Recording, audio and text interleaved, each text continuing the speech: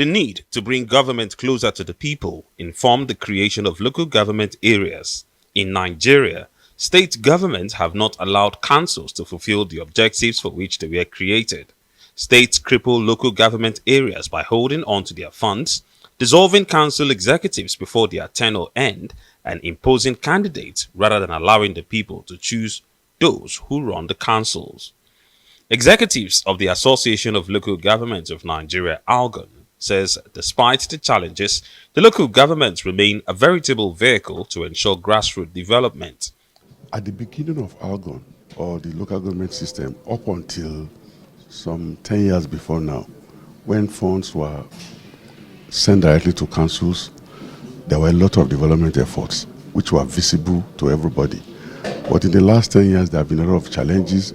First, because funds were lacking in most areas of government, respective state governments began to breathe so much on the governments at the local level, to the extent that apart from paying salaries, many councils could not survive. Looking at the current situation in the country, most of the states manipulate or micromanage the local government.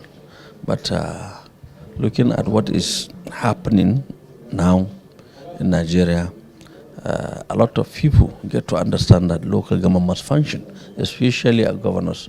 They understand that for them to achieve meaningful development in their respective state, local government must work.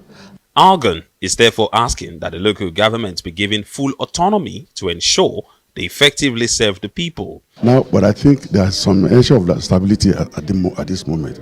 We expect it to be more if the constitution is reviewed and autonomy, both administratively and financially, are granted to the local councils to ensure that they can properly administer their money and then increase the areas of influence in the revenue generation aspect so that they can bring in more money into councils, and then from fact to increase the percentage that are currently existing to up to 35%. We believe the councils will be able, more councils will be viable, and they will be able to drive developments much more. The local government system in this country has come under serious scrutiny owing to interference in their functions by some states governments, especially when it has to do with their finances.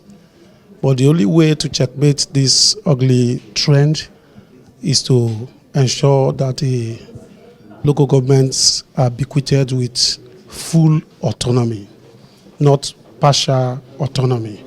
Autonomy in administration of their finances, autonomy in some executive powers that has something to do with security and a whole lot of other primary health care system and other functions. The association says it is united in its bid to provide services to the people. As we speak, Algon is one united body under the pragmatic leadership of Barrister Kolade Alabi. That is the only Algon that we know that is constitutionally recognized.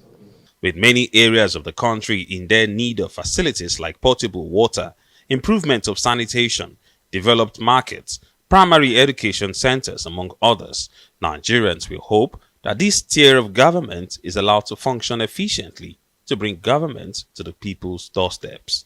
Ferdinand Duruoha, Arise News.